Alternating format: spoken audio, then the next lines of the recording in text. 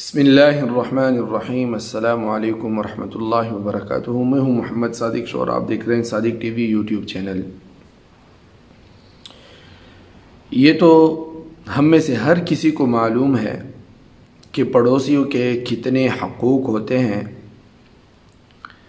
اور اسلام میں پڑوسیوں کے کتنے حقوق بیان کیے گئے ہیں،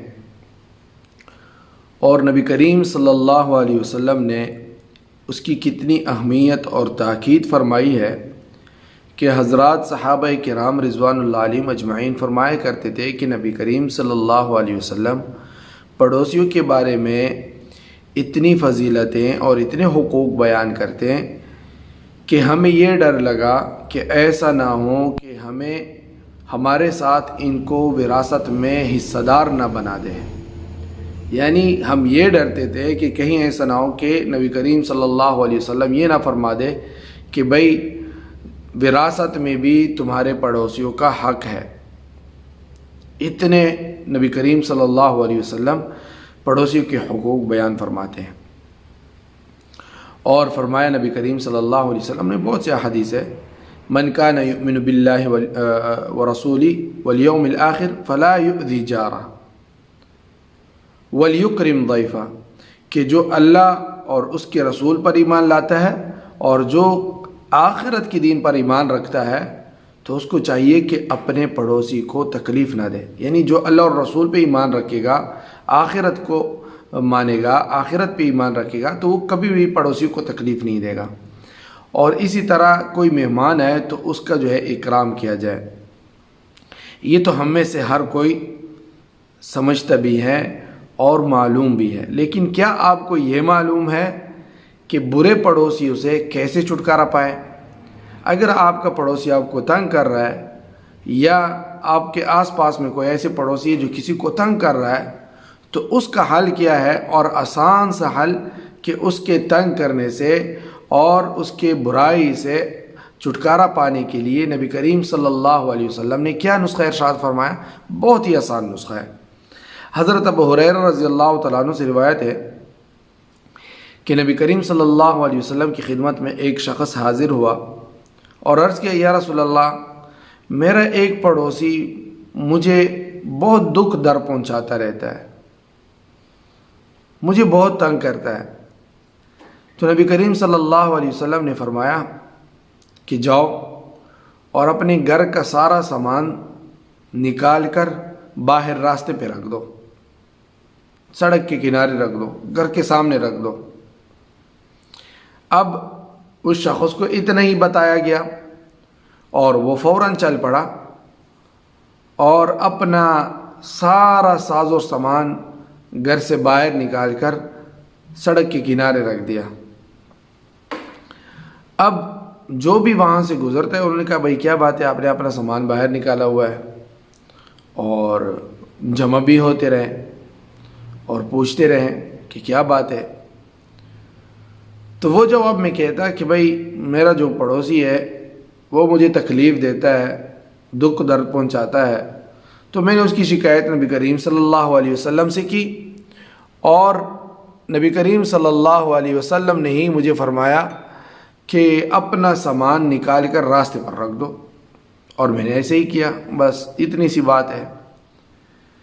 اب لوگوں نے یہ سن کر اس ظالم پڑوسی پر لعن طعن بھیجنا شروع کر دیا، بس دعائیں دینی شروع کر دی، اور اس بات کی اطلاع اس پڑوسی کو بھی ہو گئی۔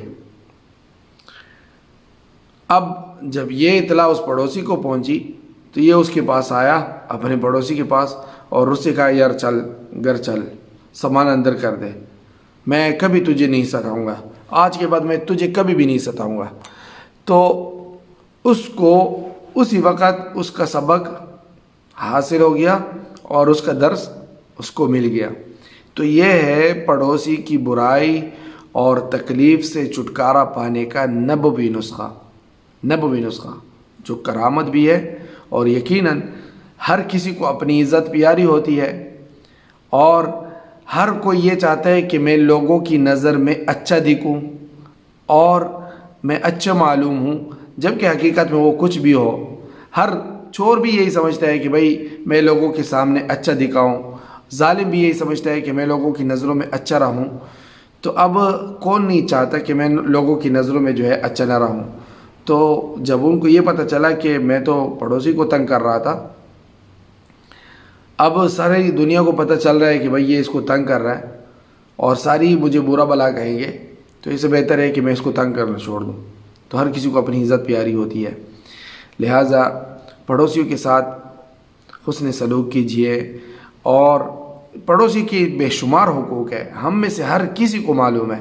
اور عربی میں کہا جاتا ہے الجار قبل الدار، پڑوسی گھر سے پہلے ہے. یعنی اگر آپ گھر خریدنا چاہتے ہیں یا جو ہے بنانا چاہتے ہیں کسی جگہ پہ، تو وہاں کے لوگوں کو دیکھو کہ وہ آپ کے کیسے پڑوسی ہے.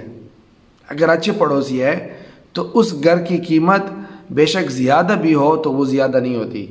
غالباً حضرت حسن بصری رحمۃ اللہ علیہ کے متعلق آتا ہے، یہ کسی اور بزرگ کے متعلق آتا ہے جو مجھے ابھی نام یاد نہیں ہے. انہوں نے اپنے گھر کو جو ہے بولی کے لیے پیش کر دیا کہ اپنا گھر بیچ رہے تھے، لیکن اس نے ریٹ اور قیمت اس کی بہت زیادہ بتا دی، جو اس وقت کے زمانے اور بازار کی قیمت سے بہت زیادہ تھی اس علاقے کے. لوگوں نے پوچھا بھائی یہ اتنی قیمت تو نہیں ہے یہاں کی، تو آپ اس کو اتنا مہنگا کیوں بیچ رہے ہیں؟ بھائی انہوں نے کہا کہ میرا گھر اتنے کا اور میرا پڑوسی اتنے کا. میں تو آپ کو اپنا گھر نہیں بیچ رہا، میں تو آپ کو اپنا پڑوسی بیچ رہا ہوں. یہ ہوتی ہے. اور فرماتے ہیں پھر سننے میں آتا ہے کہ اس کا پڑوسی اس کے پاس آیا اور ان کو کہا کہ آپ اپنا گھر نہ بیچیں اور یہ پیسے مجھ سے لے لیں. پڑوسی ایسے بھی ہوتے ہیں.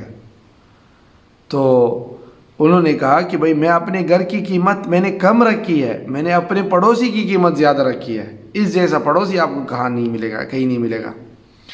تو ایسا پڑوسی بنیے کہ لوگ آپ کی اونچی اونچی قیمت لگائے، گھر کی نہیں بلکہ آپ کی قیمت لگائے کہ میں آپ کو اپنا پڑوسی بیچ رہا ہوں. تو اچھا پڑوسی بنیے.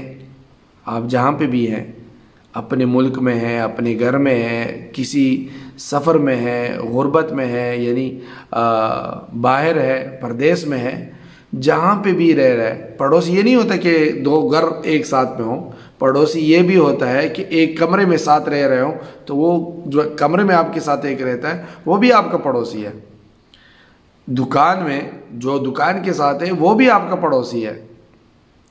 کسی جگہ پہ بھی جو ہے آپ کا ساتھی ہے اور آپ کے ساتھ بیٹھا ہوا وہ آپ کا پڑوسی ہے. سفر میں ہے، حضر میں ہے، گھر پر ہے، اور جو ہے کسی دیرے میں ہے، کہیں پہ بھی ہے تو وہ آپ کا پڑوسی ہے. اس کا خیال رکھیں اور اچھے پڑوسی بننے کی کوشش کریں. اللہ تعالی ہمیں عمل کرنے کی توفیق نصیب فرمائے. والسلام علیکم ورحمۃ اللہ وبرکاتہ.